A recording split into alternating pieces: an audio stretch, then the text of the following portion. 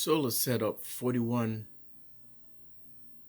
kilowatt lithium ion phosphate energy storage bank. You see what we have here from the last time, and I just want to show you how everything works. And I was telling you guys I'm using two different capacity on batteries here. You see this guy up here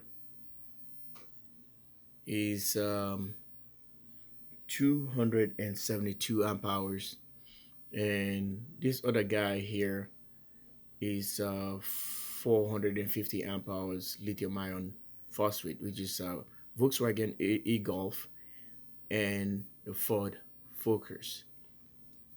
If you look at the voltage on the shunt closely, we have approximately 31.79, 31.79 respectively. The battery voltage are the same, equal, while you see the amperage consumption, 59 amp hours consumed from the Volkswagen e-Golf. It says we have about 10 days if we run this same load at 87%. And the Ford Focus is telling us we already consume about 65 amp hours more than this guy here. It's approximately 6 amps differential with this guy and this guy here. It tends to like the Ford Focus better by started using the Ford Focus battery, and you can see on the load it's pulling 1.41 amp. It's pulling this guy here, so they tend to shift back and forth. Sometimes after the full charge, you can see it's taking more power from this guy for Focus batteries, and it end up balancing out. And you can see 31.7, 31.79, 31.79. We don't have no sun at all. You can take a look and see how cloudy it is, and just absolutely nothing. And you can see what's going on. And the FTA, free to air satellite, is still running. You know, it's taking care of everything. So I just want to show you. It's getting freezing cold, and you know, my plants are all dead. This year I'm too lazy to bring them in. I just want to give you an update on that one as well. And the lawn is still green, but it's gonna go soon. You can see what power we're gonna be taking here. I don't like the flicker on this thing. When you're trying to film the screen, it's always doing that. So let's see what load we're gonna be pulling right now. Look at the spike. Watch.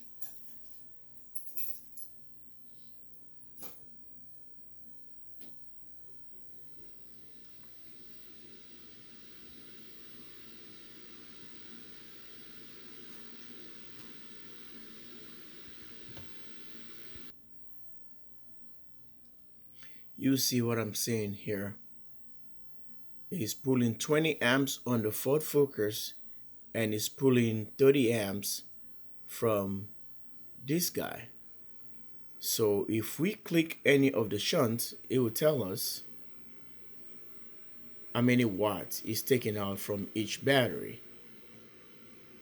Stay tuned. Now it's pulling 937 or 938 watts. So if we go back here,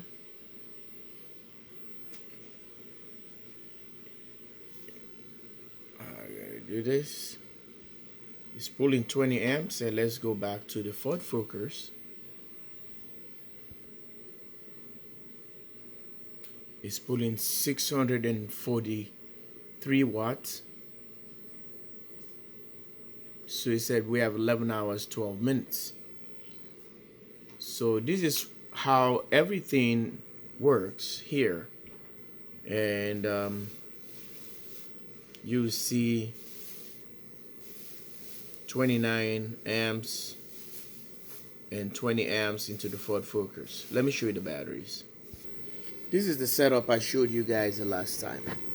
The Ford Focus batteries, they're all lithium-ion batteries,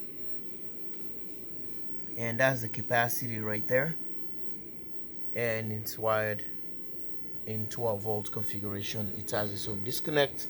You got its own bus bars.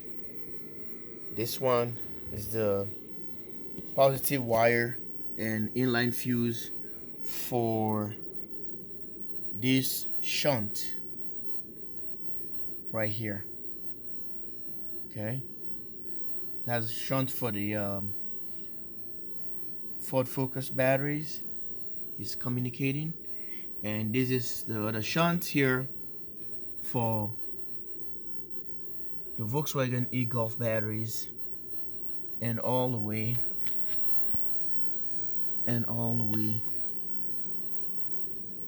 there. So these are 12 batteries, 6 in parallel series. So this is where the magic happens. This is the disconnect for the Volkswagen e-Golf battery. Sorry, this one here. And this is the main disconnect for the inverter and the charge controllers. This is the main shutdown, cut off. So this is how it looks like.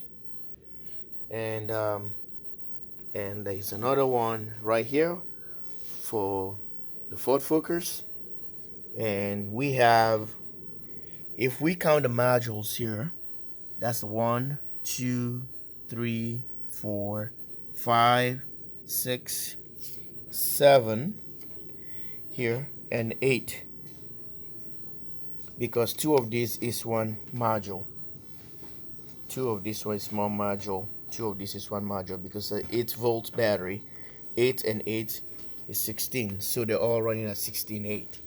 So this is where everything is happening, and the water is the load is falling now, and we're gonna be dropping into the amps, and we go back into regular consumption.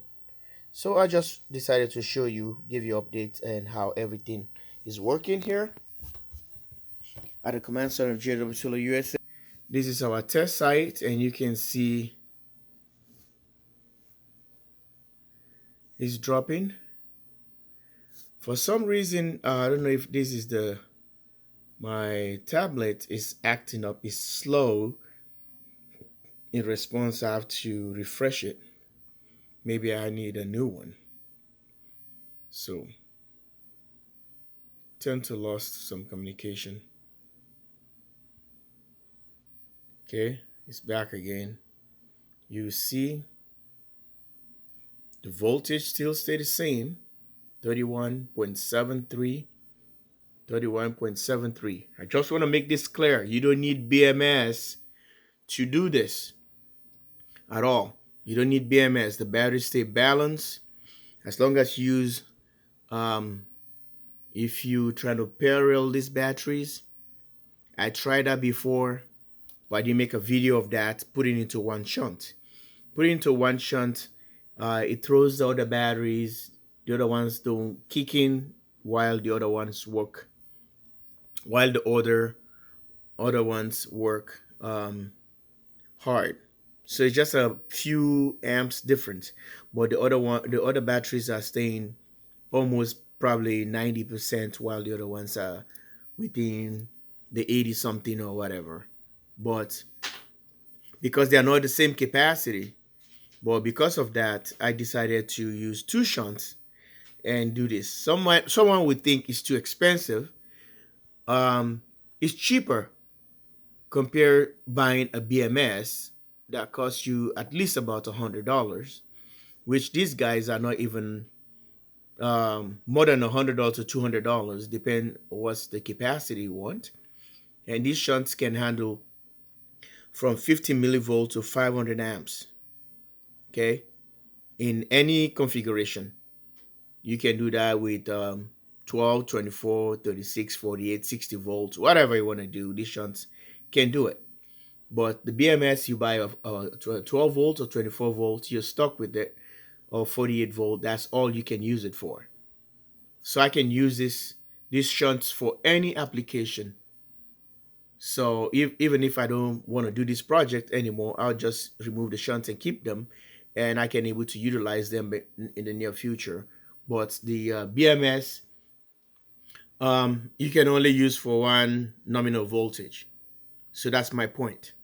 You can only use on one nominal voltage of a 24, 48, or which is a 4S, 8S, 7S, or whatever, 13, 16S, so 24S. It depends. Though you can buy some whatever that is open all the way to 24S configuration, you can able to break it down in different levels, how you want to use it. It just eliminates more the other extra wires that you're not going to use. But this is more efficient. I don't have to worry about too much programming. And mostly those BMS nowadays, Chinese made mostly. It's really hard for you to understand the a lot of the functionality on those things, because some of them is not in English, where you don't even know what was that particular word meant, and you just leave them as they are. They might probably be higher or lower, so they are not. They don't even meet your specifications. If you leave them like that, they might probably cause another problems for your batteries, especially for people with temperatures, higher temperatures, low temperature sensors. Is very critical. So this one is just a one-way street. When you plug it and just put few options there, your capacity, battery capacity, and all of a sudden you will see what exactly you have to go through, else you don't have to worry about nothing. Going back here, you can just go and set your specifications. You see, 450 amp and make the charge 32.8. Look at that. And all the way to that. That's it. Instead of you have to monkey around with a lot of things you don't even know what it is, taking a risk of destroying your batteries, taking a risk of blowing yourself up or something, start on fire, you don't know any option, you didn't even set up well, then you're gonna be in trouble. Most of these BMS are not made like the US. We don't make a lot of this stuff. You see, mostly they already came um, from different people, and the software sucks sometimes. It's really hard to find something that really works. This is my greatest concern when it comes to BMS. See, people always say the batteries all balanced, everything works, everything this. As long as you charge the batteries the first time, you get them all parallel and charge them at the same voltage, you're gonna be just fine. And combine them together and everything just work. Mostly that's how parallel come to play. When you have more series configuration, there comes the throwback. Everything tend to go out of control, while because the cells are not all manufactured the same way, and some of them have different degradation, and it causes too much problems, while the other ones are lagging behind. The other ones are wants to go really like run away. They just want to run away. So the other ones are trying to maintain while the other guys are running away. So it's really hard to control some of this stuff, even though you have a BMS, and it's just complicated. And some people say for safety reasons, you just want to make sure you have a BMS for safety reasons. I've been doing this for a long time, and thank God I haven't got any problems, and I don't have nothing to complain about, and a battery stay balanced.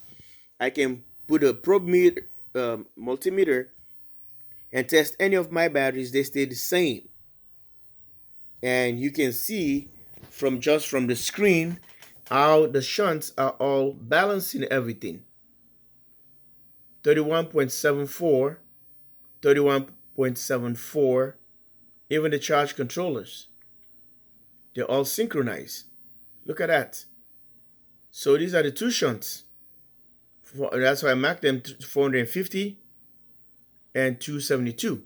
So I can able to tell each shunt instead of having just their name, regular default name, and it's going to be really confusing which shunt is this and which one is that. So even that, you can tell how many panels you have on this. This is just my test station. So guys, this is what it is. Like and subscribe. JW Solar USA, live from Minnesota. Thanks for watching.